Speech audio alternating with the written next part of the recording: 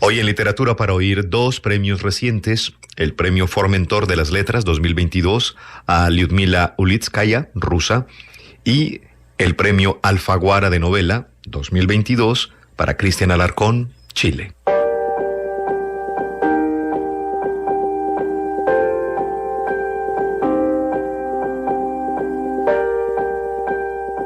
La escritora rusa Lyudmila Ulitskaya fue galardonada con el Premio Formentor de las Letras 2022 por su poderoso aliento narrativo, su sensibilidad y su delicadeza, según el jurado reunido en la Casa del Premio Nobel José Saramago en la isla canaria de Lanzarote. La escritora, nacida en los Urales en 1943, tiene antepasados judíos de Ucrania y vive en Berlín desde marzo de 2022, poco después de que Moscú iniciara la invasión, en un claro gesto de oposición a Putin. Lyudmila Ulitskaya se graduó en la Universidad de Moscú con una maestría en biología, trabajó en el Instituto de Genética como científica y poco antes de la perestroika se convirtió en directora de repertorio del Teatro Hebreo de Moscú entre 1979 y 1982 y también guionista.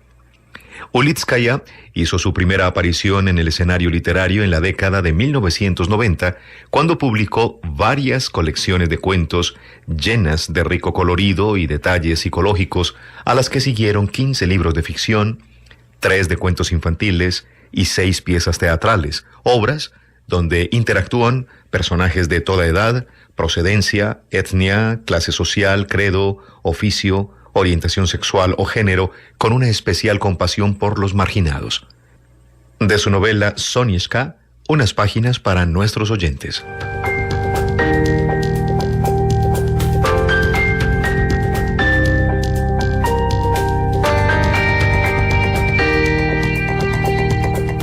Desde pequeña, salía apenas de la primera infancia, Sonieszka se zambulló en la lectura.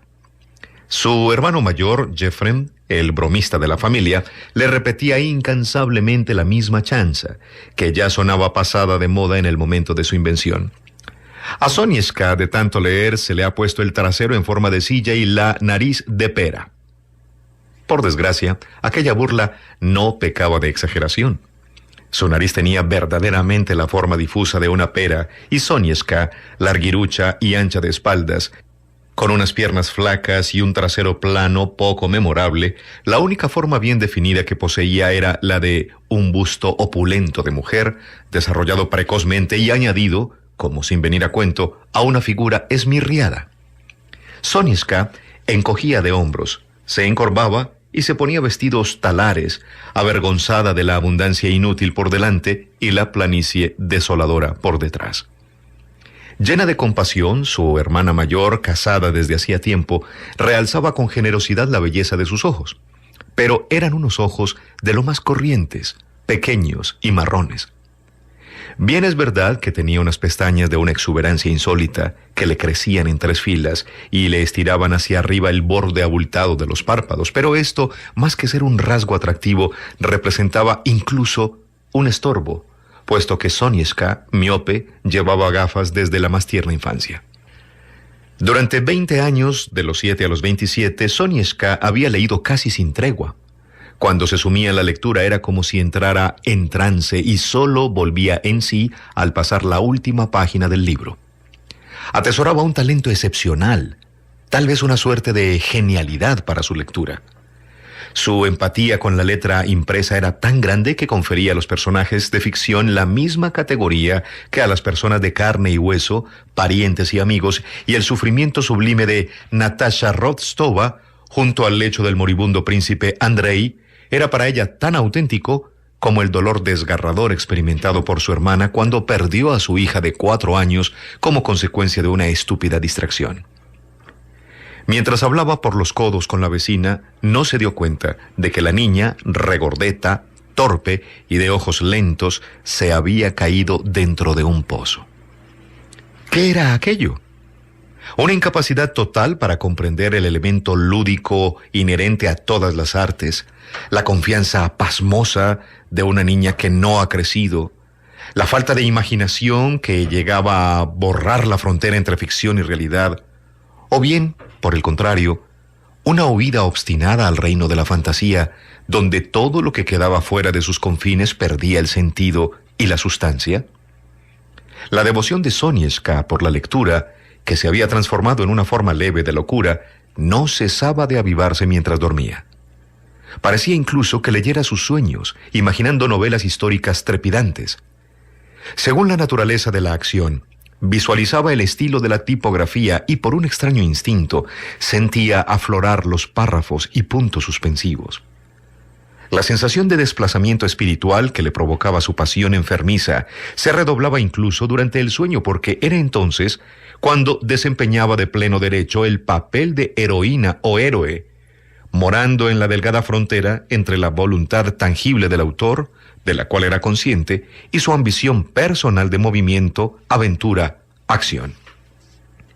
El padre de Sonieska, descendiente de una familia de herreros de una aldea de Bielorrusia, un mecánico vocacional no desprovisto de sentido práctico, liquidó su taller de relojería y, sobreponiéndose a la aversión innata que le causaba cualquier tipo de producción en cadena, encontró empleo en una fábrica de relojes, desahogando su espíritu inquieto por las tardes con la reparación de mecanismos únicos creados por las manos ingeniosas de predecesores de diferentes razas. Su madre, que hasta el día de su muerte había llevado una peluca ridícula bajo un pañuelo de lunares impecable, trabajaba a hurtadillas en su máquina de coser Singer, confeccionando para las vecinas vestidos de percal, sin pretensiones, en armonía con aquella época grandilocuente y de penurias en la que todos sus temores se personificaban para ella en la aterradora figura del inspector fiscal. Sonieska, por su parte, después de enfrentarse a sus clases al desgaire, se las ingeniaba cada día y a cada instante con la imposición de vivir en los patéticos y estridentes años 30, llevando a pastar su alma por los vastos territorios de la gran literatura rusa, lanzándose a los abismos angustiosos del sospechoso Dostoyevsky para emerger en las alamedas umbrosas de Turgeniev o en las casas solariegas de provincia recalentadas por el amor generoso y sin principios de Leskov, que por alguna razón era tenido por escritor de segunda. Obtuvo el título de bibliotecaria y comenzó a trabajar en el depósito subterráneo de una vieja biblioteca. Y era uno de esos pocos seres afortunados que tras finalizar la jornada laboral sentía una punzada por el placer interrumpido.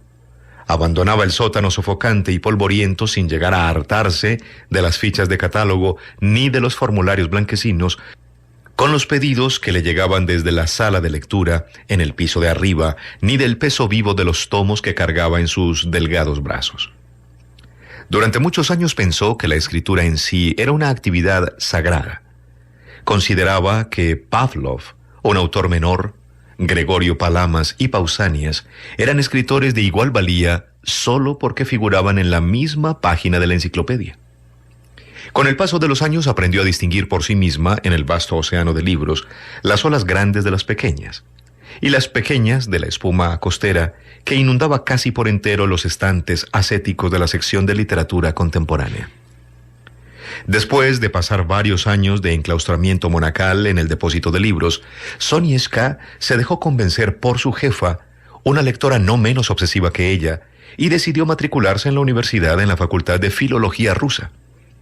Comenzó a preparar el temario, tan extenso como absurdo, y cuando estaba a punto de presentarse a los exámenes de acceso, de repente, todo se desmoronó. Todo cambió de un día para otro con el estallido de la guerra. Este fue posiblemente el primer acontecimiento de toda su joven vida que la arrancó del nebuloso mundo de lectura permanente en el que habitaba. Junto a su padre, que entonces trabajaba en una fábrica de herramientas, fue evacuada a Sverdlovsk, donde pronto fue a parar al único lugar seguro de la ciudad, el sótano de la biblioteca. No está claro si esa coincidencia obedecía a la tradición, arraigada en Rusia desde tiempos inmemoriales, de conservar escrupulosamente en un sótano frío los frutos valiosos del espíritu, al igual que se hace con los de la tierra, o bien se trataba de una vacuna administrada a Sonieska en previsión de los 10 años siguientes que pasaría en compañía de un hombre del subsuelo, destinado a ser su marido, y que se le apareció en aquel primer año de evacuación desesperadamente difícil.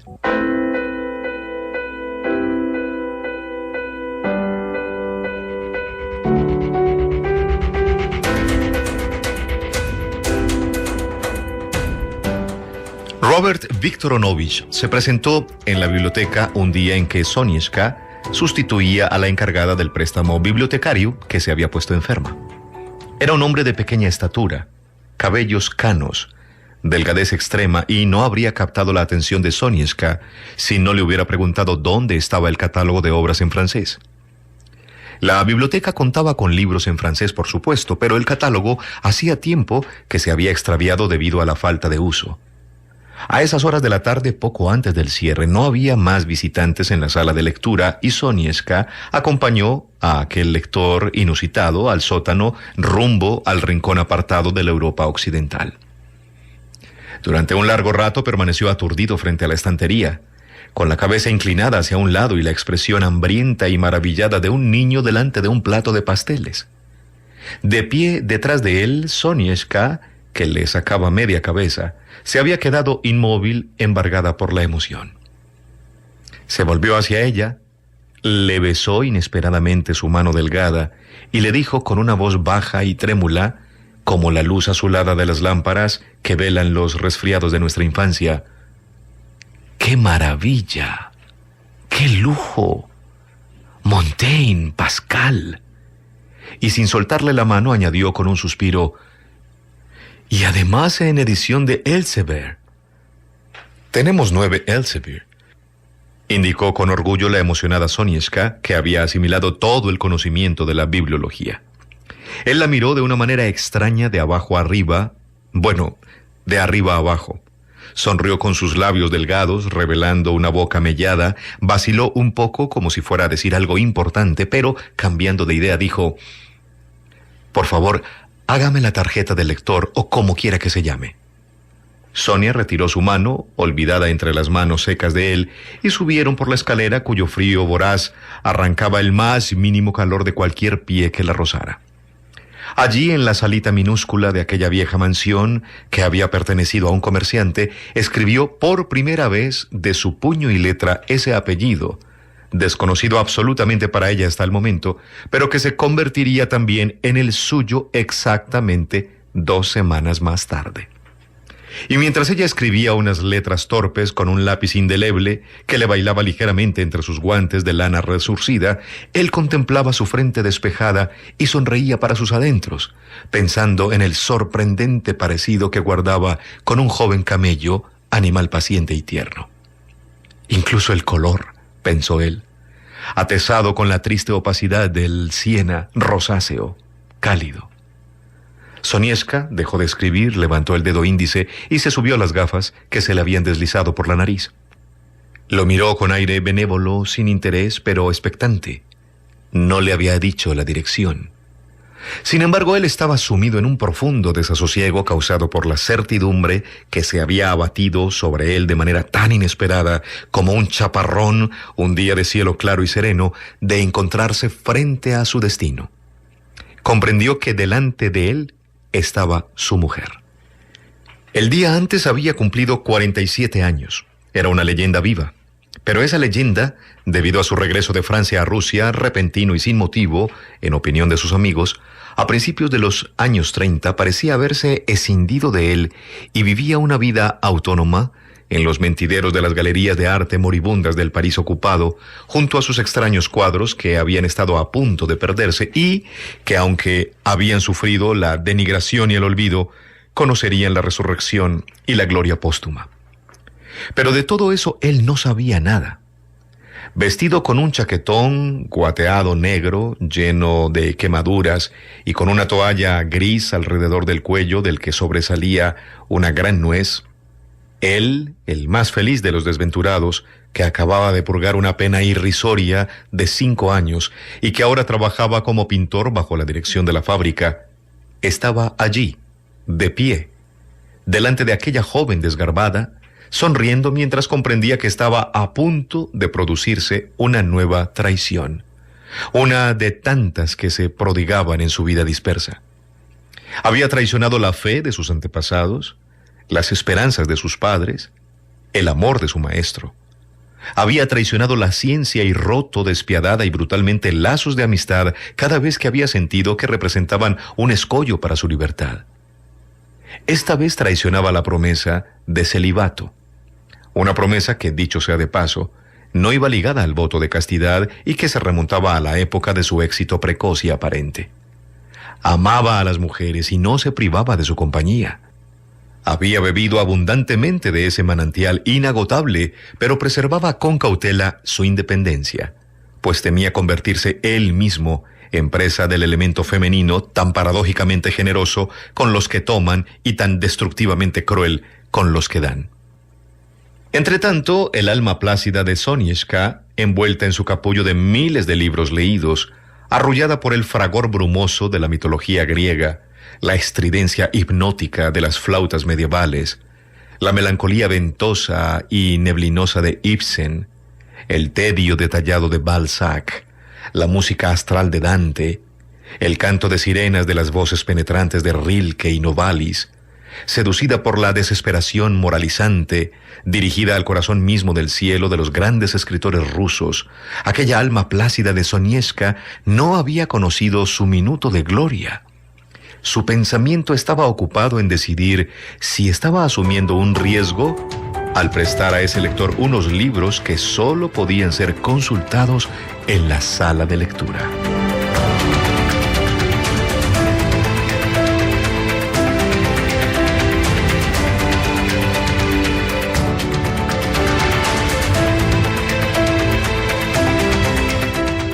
Nuestro otro premiado escritor es el chileno residente en Argentina, Cristian Alarcón.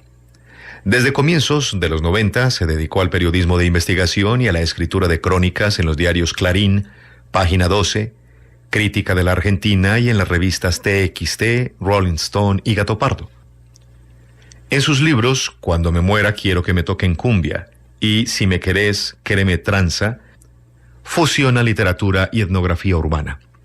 En el libro Un mar de castillos peronistas, escribe crónicas de viaje y perfiles de personajes disidentes, subalternos y marginales. En el año 2012 fundó la revista Anfibia y el sitio Cosecha Roja.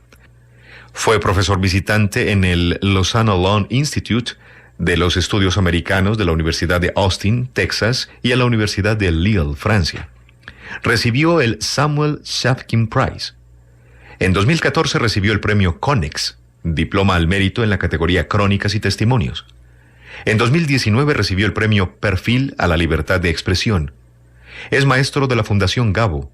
Es profesor titular de la Facultad de Periodismo y Comunicación Social de la Universidad de La Plata y dirige la Maestría en Periodismo Narrativo de la Escuela de Humanidades de la Universidad Nacional de San Martín. Sus libros fueron traducidos al inglés, francés, alemán y polaco. Su primera novela, El Tercer Paraíso, ganó el premio Alfaguara de novela 2022, novela que retoma el final del confinamiento de la pandemia y de la que vamos a oír un fragmento.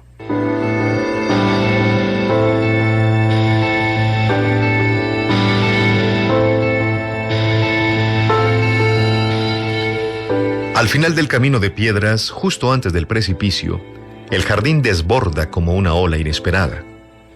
Detrás de su diseño caprichoso se impone un cielo azul brotado de nubes blancas. Asusta lo inquietante del barranco bajo el que parece estar el mundo entero. Los rosales se encadenan sin pausa. Hacia los bordes crecen los pensamientos. Camino en el laberinto como si se tratara de una pradera. Los amancay y las espuelas de caballero se mecen con el viento leve junto a las margaritas. Los lirios acosan a los narcisos amarillos.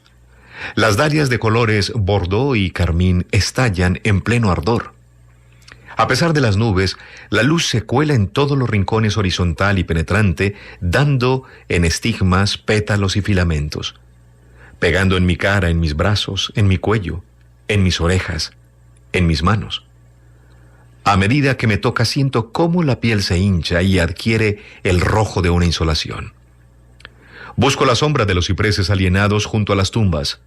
Altísimos y tupidos custodian las cruces y las flores. Bajo ellos han dispuesto bancos hechos con viejos durmientes para los deudos transidos de dolor. Me reconozco entre ellos. Me recuerdo en esas romerías de centenares trepando el sinuoso camino que conduce hasta aquí. Cuando murió mi abuela Alba, llevaba crisantemos en las manos. Cuando murió mi abuelo Elías, arrojé un ramo de junquillos violetas al foso oscuro recién cavado en el que aparecía el ataúd de ella sepultada 20 años antes.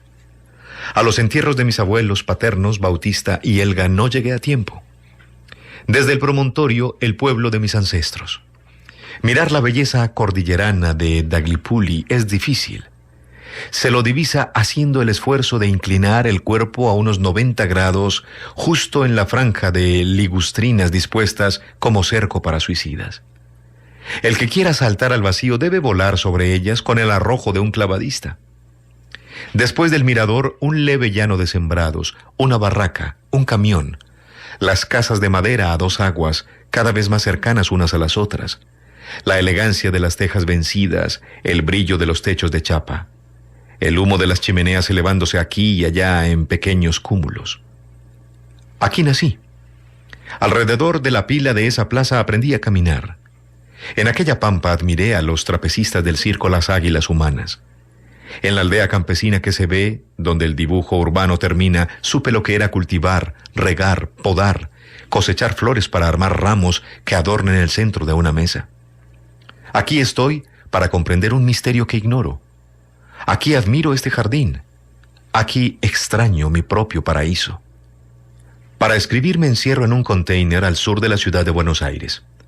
Esta caja de metal ha viajado en barco por el mundo hasta encallar un día y convertirse en una cabaña rara que ahora me refugia del frío invernal sobre la pampa bonaerense. La casa y yo finalmente quietos.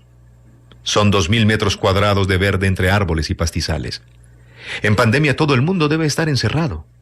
Mi madre y mi padre viven en Alto Valle, unos 1300 kilómetros al sur, al comienzo de la Patagonia. Habita en un pequeño departamento dentro de un barrio dañado por el desgaste, con edificios de 3 pisos rodeados de una escuela modelo, un gimnasio, un playón de juegos, una guardería. El Alto Valle es un vergel artificial creado a la orilla del Río Negro por italianos y españoles. La ciudad donde yo también viví hasta que fui a estudiar a una universidad en Buenos Aires es una cuadrícula árida rodeada de manzanos, perales, durazneros y parrales. Mis padres ya están jubilados, tuvieron 3 hijos. Soy el mayor. El único nieto que mis padres tienen es mi hijo. Hasta que adopté al niño, entre los hermanos solíamos hacer un chiste sobre su falta de herencia. Los llamábamos los abuelos de la nada. Mientras escribo, mi hijo permanece en nuestro departamento del centro de Buenos Aires. Tenía 1 año y medio cuando corrió hacia mí por un largo pasillo y se lanzó a mis brazos agitando sus rulos ensortijados. Cuando lo mimaba, respondía con golpecitos de puño. Entonces yo me dedicaba a investigar tramas ilegales. Mientras jugábamos o mirábamos dibujitos, los otros habitantes del búnker hacían lo suyo. Cada vez que iba a hacer mi trabajo, llevaba un huevo de chocolate y pasábamos las tardes armando estos juguetes diminutos que vienen como sorpresas en el interior de la golosina. A los 4 se convirtió en mi ahijado. Es un joven luminoso. Quiere a sus abuelos, los visita. El día que fuimos juntos por primera vez al Alto Valle, mi madre esperaba ansiosa al niño del que le había hablado. Llegamos en auto. Él bajó con su mochila del hombre araña al hombro. Caminó serio y erguido hacia mis padres, mirándolos con sus ojos de uva, el mentón altivo, los pómulos encendidos. Le dio un abrazo ceremonioso a cada uno. Mi madre le dijo que, teniendo en cuenta que yo era su padrino y él mi ahijado, ella quería saber cómo le diría. El niño la observó, a ella, a mi padre, a mí, y dijo, «Abu». Desde mucho antes de que yo asumiera que era su padre, mis padres fueron sus abuelos. A mis padres les dice abuelos, a mí me dice chancho. Protegida por sus botas de goma, un vestido estampado y un delantal azul, Alba domina la huerta con un asadón en las manos. Apenas puede, abandona la casa, la cocina, la limpieza y se entrega a lo sembrado. Sus preferidas son las orejas de oso, como les dicen en el sur de Chile a las prímulas. Alba también adora las dalias por sus colores infinitos. Las prímulas son pequeñas. A las otras las usa para armar cercos. Alba se oculta así del mundo que le ha tocado en suerte. Allí se dedica con absoluta concentración a lo importante. En su Edén, es invencible.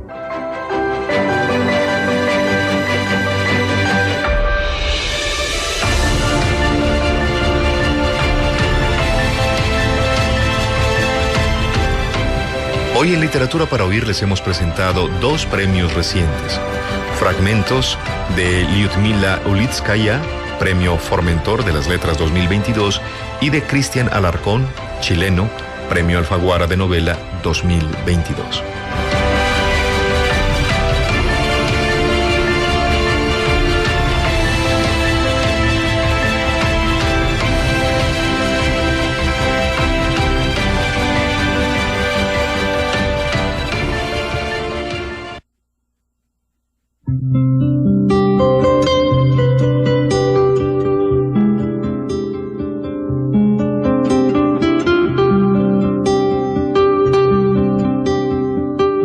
Literatura para oír.